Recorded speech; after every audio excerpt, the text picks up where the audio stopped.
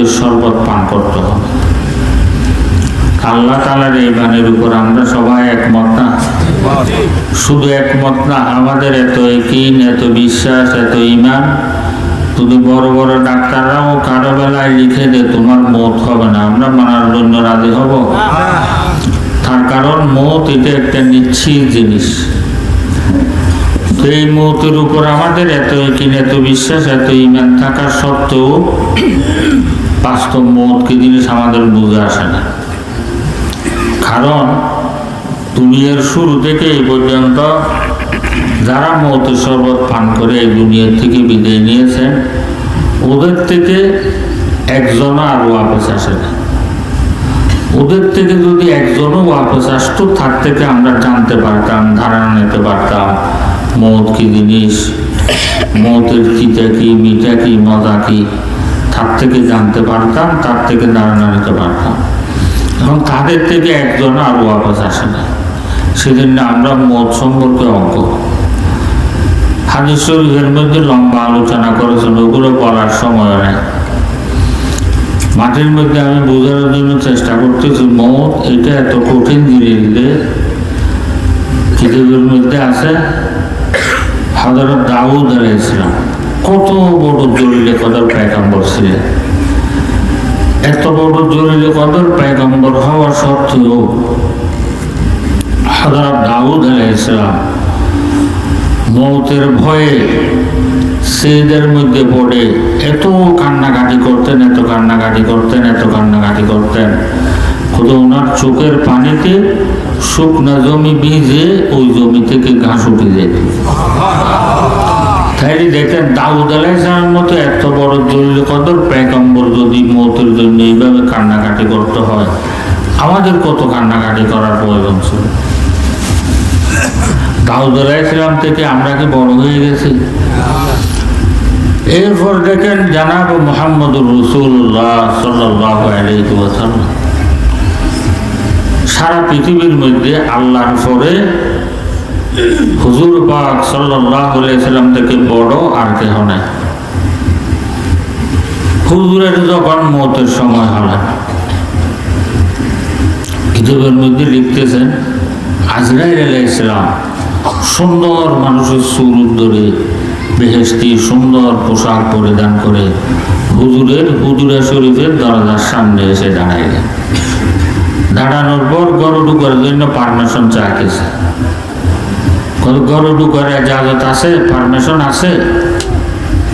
ফাতেমা রাদিয়াল্লাহু তাআলা আনহা ঘরের মধ্যে উপস্থিত ছিলেন।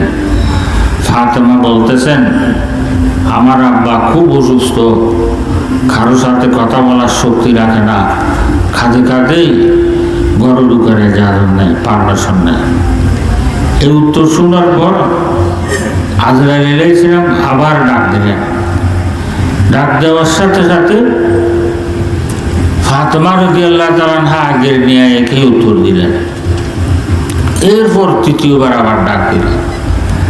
তৃতীয়বার ডাক দেওয়ার সাথে সাথে হুজুর পাক সাল্লাল্লাহু আলাইহি ওয়াসাল্লাম ফাতেমাকে বলেন, হে ফাতেমা, ঘরের দরজা খুলিয়া দাও। তো ফাতেমা রাদিয়াল্লাহু তাআলা আনহা ঘরের দরজা খুলে দিলেন। আজরাইল আলাইহিস সালাম ঢুকলেন। ঢুকে হুজুরের দরবারে সালাম পেশ করতেছেন। আসসালাতু ওয়াসসালামু আলাইকা ইয়া রাসূলুল্লাহ, আসসালাতু ওয়াসসালামু আলাইকা ইয়া হাবিবাল্লাহ, আসসালাতু ওয়াসসালামু আলাইকা ইয়া রাসূল রাব্বিল আলামিন, আসসালাতু ওয়াসসালামু আলাইকা ইয়া শাফিআল মুযনিবিন, আসসালাতু ওয়াসসালামু আলাইকা ইয়া রাহমাতুল লিল আলামিন। সালাম পেশ করলেন। সালাম পেশ করার পর হুজুর সালামের উত্তর দিলেন। সালামের উত্তর দেওয়ার পর আজরাইল আলাইহিস সালাম বলেন, ইয়া রাসূলুল্লাহ সাল্লাল্লাহু আলাইহি ওয়াসাল্লাম, আজকে আল্লাহ পাক সুবহানাহু ওয়া তাআলা আমাকে আপনার নিকট পাঠিয়েছেন যে আপনার রূহ কবজ করার জন্য। কিন্তু একটা কথা জিজ্ঞেস করার জন্য বলছেন। সেটা কি? আপনি যদি রাজি থাকেন, আমাকে রূহ কবজ করার জন্য হুকুম করা হয়েছে, আর আপনি যদি রাজি না থাকেন আমাকে রূহ কবজ করার থেকে নিষেধ করা হয়েছে। এই কথা বলার সাথে সাথে হুজুরের পাশে হুজুরের বন্ধু, হুজুরের দোস্ত হযরত জিবরিল আলাইহিস সালাম দাঁড়িয়ে আছেন। হুজুর জিবরিলের দিকে তাকাইলেন। জিবরিলের দিকে তাকানোর সাথে সাথে জিবরিল আলাইহিস সালাম বলেন, ইয়া রাসূলুল্লাহ সাল্লাল্লাহু আলাইহি ওয়াসাল্লাম, আপনি হ্যাঁ বলে দেন, হ্যাঁ বলে দেন। তো হুজুর ফরমান, কেন?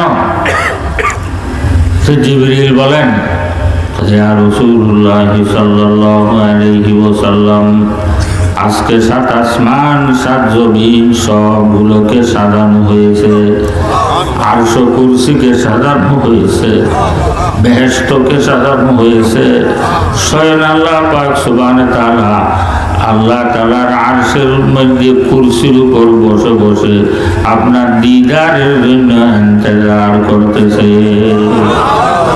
আপনি হ্যাঁ বলে দেন। এই কথা বলার সাথে সাথে হুজুর ফরমান, হে জিবরাইল, আমি দুনিয়া থেকে বিদায় নেওয়ার পর আমার উম্মতের কি অবস্থা হবে? আমার উম্মতের জিম্মাদারি কে নেবে?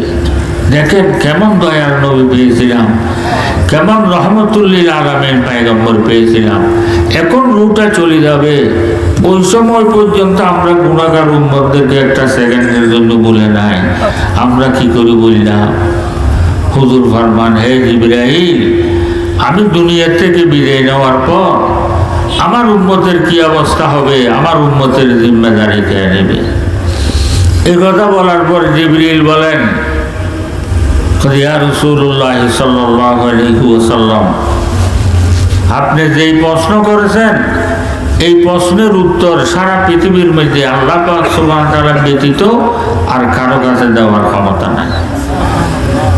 হুজুর ফরমান, হে জিবরাইল, তাইলে তুমি আল্লাহর কাছে গিয়ে জিজ্ঞেস করে আসো। তো জিবরাইল আলাইহিস সালাম দৌড় দিয়েছে, আসছে। আসার পর জিজ্ঞেস করতেছে, হে জিবরাইল, তুমি আল্লাহ তাআলার দরবারে গিয়েছো? গিয়েছি। জিজ্ঞেস করেছো? করেছি। কি উত্তর দিয়েছেন? ইয়া রাসূলুল্লাহ সাল্লাল্লাহু আলাইহি ওয়াসাল্লাম, আপনি দুনিয়া থেকে বিদায় নেওয়ার পর আপনার উম্মতের জিম্মাদারি স্বয়ং আল্লাহ তাআলা খুব নিয়ে নিয়েছেন। ভাই চিন্তা করেন, আল্লাহ তাআলা যদি আমাদের জিম্মাদারিটা না নিত, আজকে আমাদের কি অবস্থা হতো? মূসা আলাইহিস সালামের উম্মতের জন্য বড়দিন ছিল শনিবার দিন, আমাদের জন্য বড়দিন হলো শুক্রবার দিন, জুমার দিন।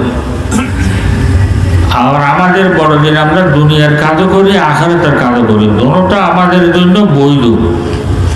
কিন্তু মূসা আলাইহিস সালামের উম্মতের জন্য শনিবার দিন বড়দিন, ওই দিন দুনিয়ার কোনো কাজ করা নিষেধ ছিল। 1 সপ্তাহ তোমরা দুনিয়ার কাজ করবে, একদিন আল্লাহর জন্য রিজা, দুনিয়ার কোনো কাজ করতে পারবে না। তো মূসা আলাইহিস সালামের উম্মতের এক গোষ্ঠী, তারা সাগরের পাড়ে বসবাস করত। তাদের পেশা নেশা ছিল, তারা সাগর থেকে মাছ শিকার করতো, মাছ খাইত। তো শনিবার দিন দুনিয়ার কোনো কাজ করার নিষেধ হিসেবে মাছ শিকার করাও নিষেধ না। কিন্তু কিতাবের মধ্যে লিখতেছেন, ওই দিন মাছগুলো বেশি বেশি করে বাঁচত, খেলতো, লাফালাফি করতো, খেলতে খেলতে একদম ফাড়ের সাথে এসে লেগে যেত। তাইরা একদিন মাছের লালচ বরদাস্ত করতে না পেরে মাছ শিকার করছে, মাছ খাইছে। মাছ খাওয়া তো এটা জায়েজ জিনিস, বৈধ জিনিস। শনিবার দিন দুনিয়ার কোনো কাজ করার নিষেধ হিসেবে মাছ শিকার করা নিষেধ। তো মাছ শিকার করছে, মাছ খাইছে। খাইলে একটু চিন্তা করেন, এই মাছ খাওয়াটা বড় গুনাহ না সুদ খাওয়া বড় গুনাহ? মাছ খাওয়া বড় গুনাহ না ঘুষ নেওয়া বড় গুনাহ? মাছ খাওয়া বড় গুনাহ না মানুষের উপর জুলুম করা বড় গুনাহ? মাছ খাওয়া বড় গুনাহ না মানুষের হক গজব করা বড় গুনাহ? মাছ খাওয়া বড় গুনাহ না শিরিক গুনাহ করা বড় গুনাহ? তাইলে মাছ খাওয়া থেকে কোটি কোটি গুণ বড় বড় গুনাহ আমরা 24 ঘন্টা করতেছি না? দেখেন মূসা আলাইহিস সালামের উম্মত মাছ শিকার করছে, মাছ খাইছে, এই অপরাধে আল্লাহ তাআলা নারাজ হয়ে ওই পুরো শহরের সমস্ত মানুষদেরকে আল্লাহ তাআলা বানর বানিয়ে দিয়েছে। তাই দেখেন আল্লাহ তাআলা যদি আমাদের জিম্মেদারিটা না নিত, আরো কত আগে এর চাইতে আরো কত খারাপ বানিয়ে দিত। এরপর দেখেন মূসা আলাইহিস সালামের উম্মত কোনো গুনাহ করলে ফেরেশতারা এসে দেওয়ালের মধ্যে দরজার মধ্যে লিখে দিত, অমুক বান্দা অমুক জায়গার মধ্যে এই ধরনের জঘন্য অপরাধ করেছে। ভাই একটু চিন্তা করেন, সকাল যখন হইতো একজনে দেখলেই তো সারে, একে অপরকে টেনে টেনে এনে এনে দেখাইতে দেখাইতে এমন অবস্থা হয়ে যেত যে সে ঘর থেকে বের হওয়ার মুখ তার কাছে আর থাকতো না, রোড দিয়ে হাঁটতে পারতো না, মানুষ তাকে থোক মারতো, বালি মারতো। ভাই যদি আমাদের গুণগুলো আল্লাহ তাআলা এইভাবে প্রকাশ করে দিত, মানুষ আমাদেরকে ঝাড়া জোড়া গলায় দিয়ে রোডে রোডে হাঁটাইতো না। আমাদের গুণগুলোকে আল্লাহ তাআলা ডেকে আমাদেরকে দুনিয়ার মধ্যে ইজ্জতি বানাইছেন, সম্মানী বানাইছেন। কার উসিলায়? হুজুর পাক সাল্লাল্লাহু আলাইহি সাল্লামের উসিলায়। হুজুর পাক সাল্লাল্লাহু আলাইহি সাল্লাম একদিন আল্লাহ তাআলার দরবারে দোয়া করেছিলেন, ইয়া আল্লাহ, আমার উম্মতের গুণগুলো প্রকাশ করে দুনিয়া এবং আখিরাতের মধ্যে বেইজ্জত করিও না। হুজুর দোয়া আল্লাহ তাআলা কবুল করেছেন, কবুল করে আমাদের গুণগুলোকে ডেকে আমাদেরকে দুনিয়ার মধ্যে ইজ্জতি বানাইছেন, সম্মানী বানাইছেন। কোনোদিন শুকর আদায় করছি? আল্লাহর বান্দারা শুকর আদায় করতেছেন। সদ হাজারা শুকর তেরা আই মেরে পরওয়ারদিগার, সদ হাজারা শুকর তেরা আই মেরে পরওয়ারদিগার, লুৎফ তেরা বেকরানো, ফজল তেরা বেশুমার। বসে বসে শুকর আদায় করতেছে। হুজুর জিবরিল বলেন, ইয়া রাসূলুল্লাহ সাল্লাল্লাহু আলাইহি ওয়াসাল্লাম, আপনি দুনিয়া থেকে বিদায় নেওয়ার পর আপনার উম্মতের জিম্মেদারি স্বয়ং আল্লাহ তাআলা খুদ নিয়ে নিয়েছে। খোদা আপনি হ্যাঁ বলে দেন, হ্যাঁ বলে দেন। যখন উম্মতের জিম্মেদারি স্বয়ং আল্লাহ তাআলা খুদ নিয়ে নিয়েছেন, এই কথা শুনছেন, দিলের মধ্যে শান্তি আসছে। তো হ্যাঁ বললেন। হ্যাঁ বলার সাথে সাথে আজরাইল আলাইহিস সালাম হুজুরের সিনে মুবারকের পাশে বসলেন। সিনে মুবারকের পাশে বসে ডান হাতটা হুজুরের সিনে মুবারকের উপর রাখলেন। ডান হাতটা হুজুরের সিনে মুবারকের উপর রাখার সাথে সাথে হুজুর ফরমান, হে আজরাইল, তুমি আমার সিনের উপর কি রেখেছো, কি রেখেছো? আজরাইল আলাইহিস সালাম বলেন, ইয়া রাসূলুল্লাহ সাল্লাল্লাহু আলাইহি ওয়াসাল্লাম, আমি আপনার সিনে মুবারকের উপর আমার ডান হাতটা রেখেছি। এই কথা বলার সাথে সাথে হুজুর ফরমান, হে আজরাইল, আমার কাছে মনে হচ্ছে যে আসমান আর জমিন দোনোটা একত্রিত হয়ে গেছে, দোনোটার মাঝখানে আমাকে রেখে চাপা হচ্ছে। ভাই সহ্য করতে পারবো? এই কথা বলার সাথে সাথে আজরাইল বলেন, ইয়া রাসূলুল্লাহ সাল্লাল্লাহু আলাইহি ওয়াসাল্লাম, দুনিয়ার শুরু থেকে শেষ পর্যন্ত যত মানুষের রূহ কবজ করা হবে, আপনার থেকে সহজ মত আল্লাহ তাআলার কারো জন্য রাখেন নাই। হুজুর ফরমান, হে আজরাইল, দুনিয়ার শুরু থেকে শেষ পর্যন্ত যত মানুষের রূহ কবজ করা হবে, সবাই থেকে সহজ মত যদি আল্লাহ তাআলা আমার জন্য রেখেছেন, আর সহজ মত যদি এত কষ্টদায়ক হয়, আমার কাছে ভয় লাগতেছে আমার গুনাহগার উম্মতেরা তো একজনও ঈমান নিয়ে দুনিয়া থেকে বিদায় নিতে পারবে না। কেমন দয়ার নবী পেয়েছিলাম, কেমন রহমতুল্লিল আলামিন পয়গম্বর পেয়েছিলাম, এখন রূহটা চলে যাবে, ওই সময় পর্যন্ত আমরা গুনাহগার উম্মতদেরকে একটা সেকেন্ডের জন্য বলে নাই। আমরা কি করে বুঝলাম? আকলে বুদ্ধি যুক্তি চায় না। ওই নবীর রেখে যাওয়া নামাজটা পড়া, ওই নবীর সুন্নতের উপর আমল করা, ওই নবীর উপর বেশি বেশি করে দরুদ পড়া, ওই নবীর তরিকা অনুযায়ী চলা আকলে বুদ্ধি যুক্তি চায় না। এই কথা বলার পর কিতাবের মধ্যে লিখতেছেন ওই সময় হুজুর পাক সাল্লাল্লাহু আলাইহি ওয়াসাল্লাম একবার হুঁশ হচ্ছেন, একবার বেহুশ হচ্ছেন। ওই সময় দোনোটা হাত উপরের দিকে দিয়ে আল্লাহ তাআলার দরবারে দোয়া করতেছেন, হে আল্লাহ, দুনিয়ার শুরু থেকে শেষ পর্যন্ত যত মানুষের রূহ কবজ করা হবে সবাই থেকে সহজ মত আপনি আমার জন্য নির্ধারিত রেখেছেন। আর সহজ মত যদি এত কষ্টদায়ক হয়, আমার কাছে ভয় লাগতেছে আমার গুনাহগার উম্মতেরা তো একজনও ঈমান নিয়ে দুনিয়া থেকে বিদায় নিতে পারবে না। ইয়া আল্লাহ, আমার উম্মতের যত নরনারী কিয়ামত পর্যন্ত দুনিয়ার মধ্যে আসবেন সবার মৌতের সময় যতগুলো কষ্ট আপনি তাদের তকদীরের মধ্যে লিপিবদ্ধ করে রেখেছেন, ইয়া আল্লাহ, সমস্ত কষ্টগুলো আপনি আমার থেকে উসুল করে নেন। আমার গুনাহগার উম্মতদেরকে মৌতের কষ্ট থেকে রেহাই দান করেন। কেমন দয়ার নবী পেয়েছিলাম! वो नबियों में रहमत लक़ब पाने वाला, वो नबियों में रहमत लक़ब पाने वाला, मुरादी गरीबों का बरलाने वाला। যেই নবীর উসিলে এত দামি হইলাম, যেই নবী আমাদেরকে শেষ নিঃশ্বাস পর্যন্ত একটা সেকেন্ডের জন্য বলে নাই, আমরা কি করে বললাম?